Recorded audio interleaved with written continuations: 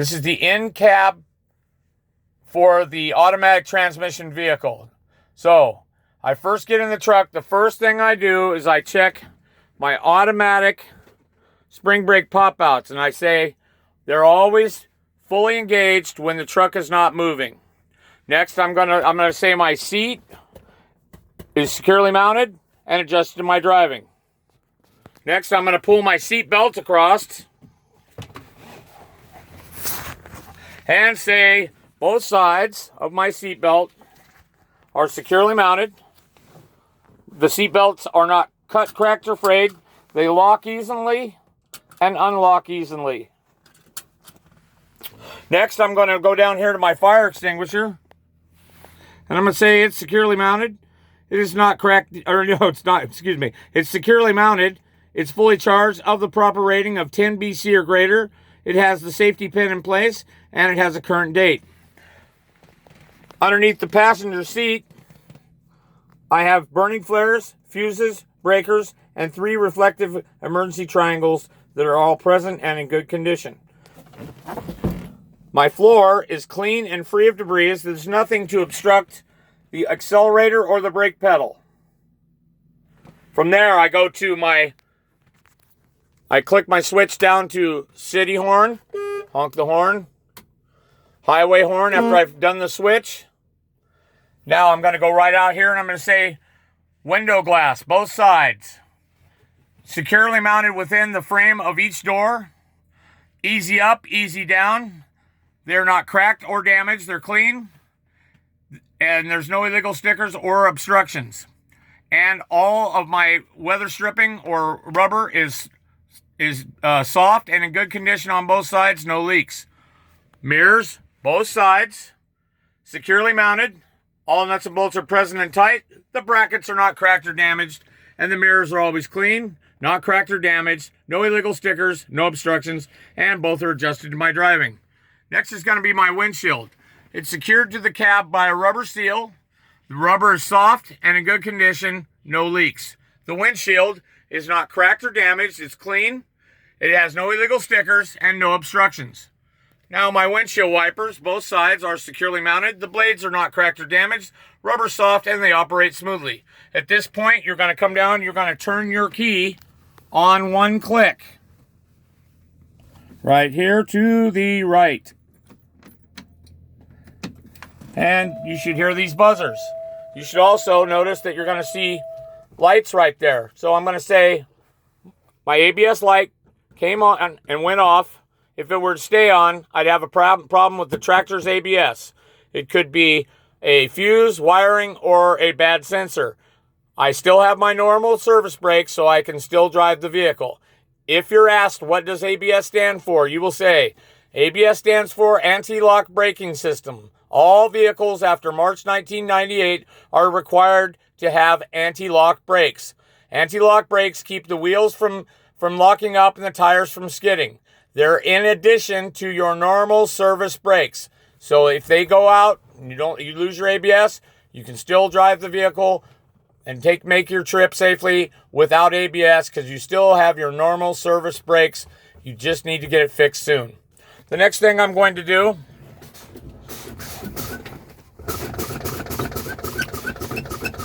is I'm going to show you that the low pressure warning lights are on right on my primary and secondary air supply gauge. And I would say my low pressure warning lights are on, and that's because I don't have enough air pressure. So that's all you need to say. The next thing we're going to do is we're going to start with our lights. So one click up right here at the lights is going to be our clearance lights, marker lights, and tail lights. Then you're going to go straight from there to headlights low beam. And he's only looking here for the dash, for the dash instrumentation to show up. So really the point of saying clearance lights and everything is that's because you have to start out with that. So he's already seen them from the time you did your lights earlier. You're just going to click up on your headlight indicator for high beam and you'll say headlights high beam. And once that's done, you'll shut it off and you can go straight to your right turn signal or left, And he's looking, again, he's looking for the indicator. So make sure he has time to see the indicator. Then you'll go left turn signal or right turn signal, whichever one you didn't turn on first. And then you're going to go four-way flashers. Again, all we're doing is looking for the indicators on the dash to be working. And they are. So we're going to take them off. Now, from there, we're going to say that our shift selector, you have reverse, neutral, and drive. That's my shift selector. Also, I have plenty of fuel to safely make this trip. You do not need to talk about the DEF fluid indicator for the gauge. Next, we're going to come right down to our windshield wipers. One push and hold will give you the windshield wiper fluid and also make the wiper blades go. One push will also make them stop. So you just need to push it one time. Next, we're going to do our heater. And we need to say this. Middle, right up, straight up, 12 o'clock is going to be heater. Or so first is fan, excuse me. Then 12 o'clock is going to be heater. Turn to 3 o'clock, that's defroster. Cold and hot, all function properly. Go ahead and shut that off after you're done. So now, at this point, we're going to do what's called a safe start. Again, I'm going to show them, when I say safe start, I'm going to say, I check my spring brakes. I make sure that the vehicle's in neutral. I step on the brake, and now I can start the engine. As soon as the vehicle starts, go ahead and release the brake. Now, we're going to talk about all our gauges while we're waiting for our air to build. Remember, the primary is always going to build up before the secondary. So the primary will build to 100, and then the secondary will start. First gauge, that's our voltmeter. Normal operating range is between 12 and 14 volts. After that, we have our water temperature gauge. Normal operating range is below 200 degrees Fahrenheit. We have our primary and secondary air supply gauges. They're normal readings and gradually rising. All of our tests are going to be done off the primary gauge. So we will not be using the secondary gauge for any tests. After that, we have our oil pressure gauge. Normal operating range is between 40 and 60 psi. Don't need to mention about the load bags because that's for your airbags. Next, we're going to say my tachometer is working properly. Also, you want to show the speedometer. The speedometer, we're not going to worry about until we roll the vehicle or go out on the road. So that's exactly what we're going to say. Then, we're going to say, is it okay if we rev up the motor to speed up the test? So we want to bring the tach up between 1,000 and 1,200 RPM. Okay, so we're going to say our first test is going to be our air compressor governor cutout test. It should cut out at no more than 140 psi.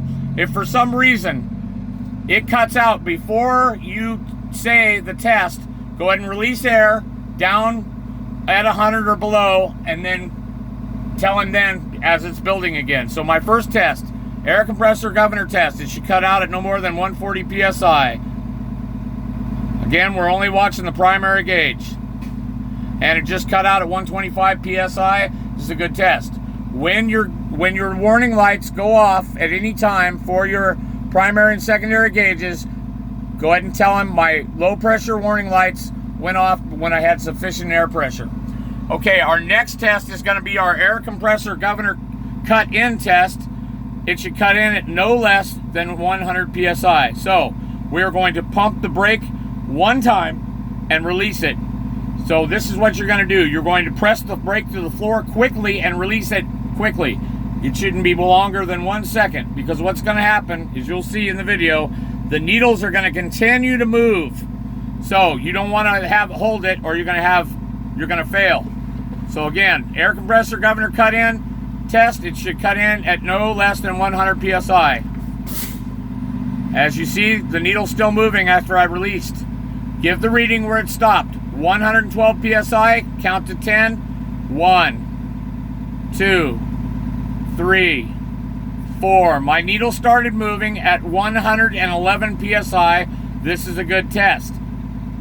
As long as that doesn't go below 100, you're good. Next, we're going to do our 3 brake tests. We're going to press on the brake, place the vehicle into drive, wait for it to go 6-1, and then we're going to release the trailer brakes. Now, all I'm going to do is I'm just going to let off my pedal, and I say, the tractor did not move. This is a good test. Again, I'm going to press the pedal, and I'm going to engage my trailer brake and release my tractor brake. I'm just going to release the pedal again. My second test is I'm going to tug against my trailer. So I release, my trailer did not move. This is a good test. Now I'm going to press the brake again, and I'm going to release both tractor and trailer automatic spring brakes. I'm going to do my rolling service brake test.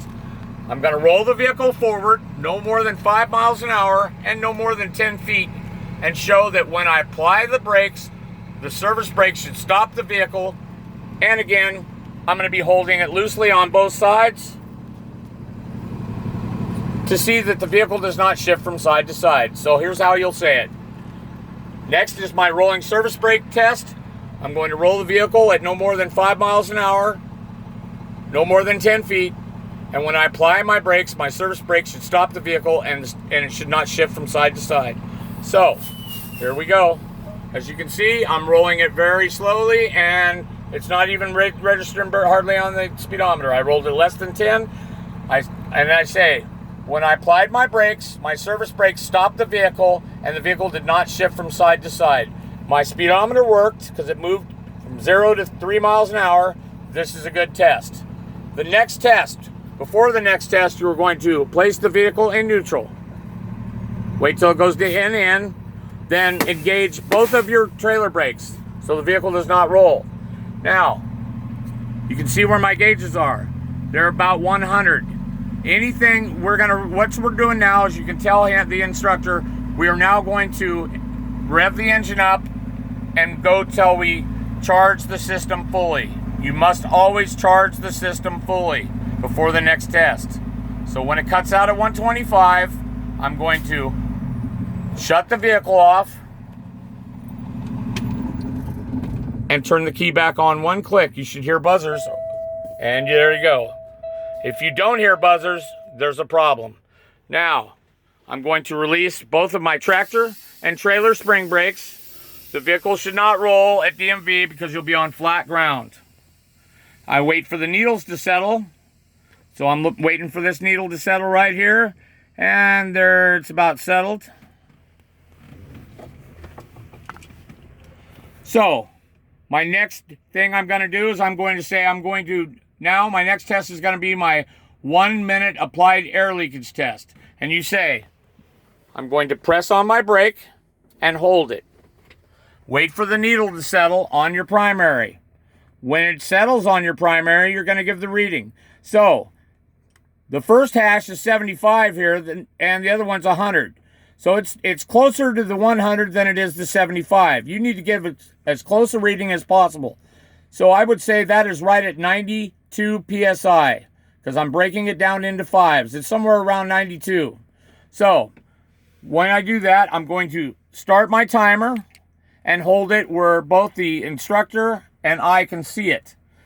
Now, I say, on a single axle vehicle, straight truck or bus, with the brakes applied, I should lose no more than 3 PSI in 1 minute.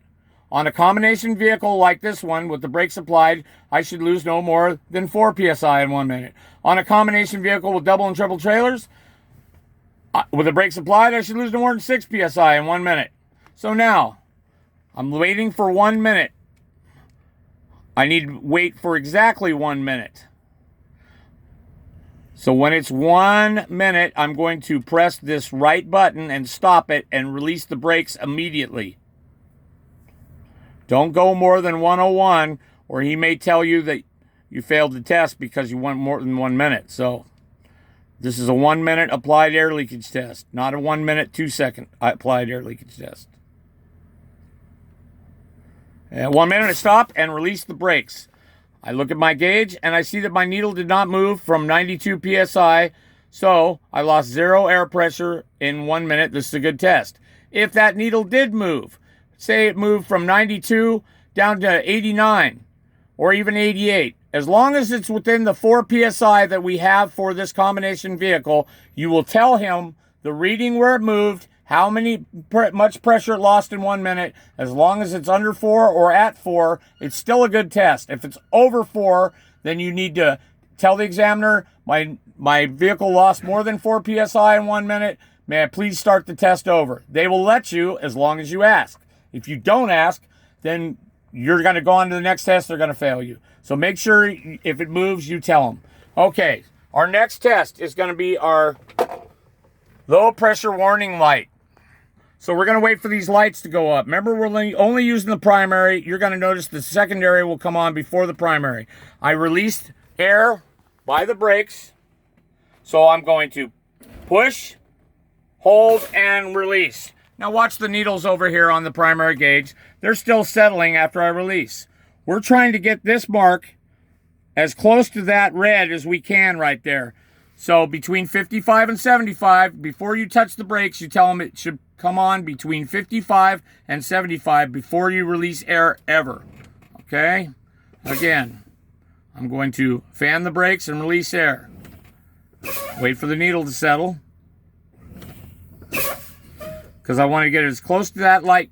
So my light came on at 63 PSI. This is a good test. Again, only use the primary. Our next test is going to be our automatic spring brake pop-outs. Both of them should pop out between 20 PSI and 45 PSI. Do not say 22. Don't say 20 to 45, because it sounds like 22 to 45.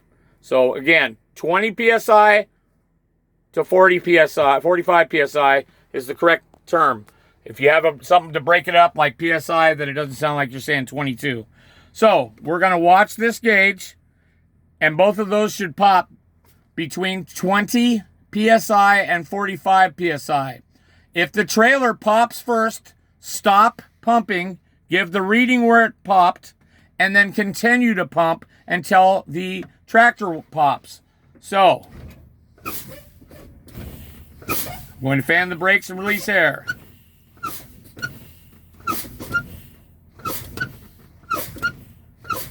I don't need to wait for the needle to settle, except for when...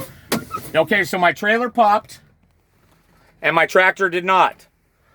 So I give the reading where it popped, which is right here. If you see that, that is going to be 27 PSI. Now I'm going to continue to pump until the tractor pops.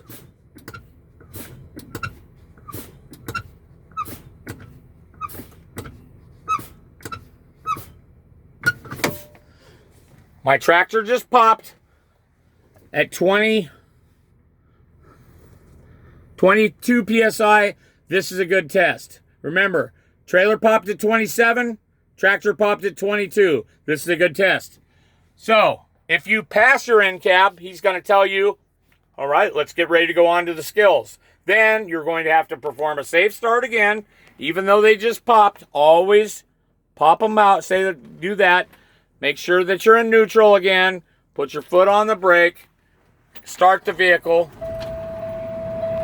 And let the system charge. If you failed your end cap, he's going to tell you at that time that you failed your end cap. Good luck, guys.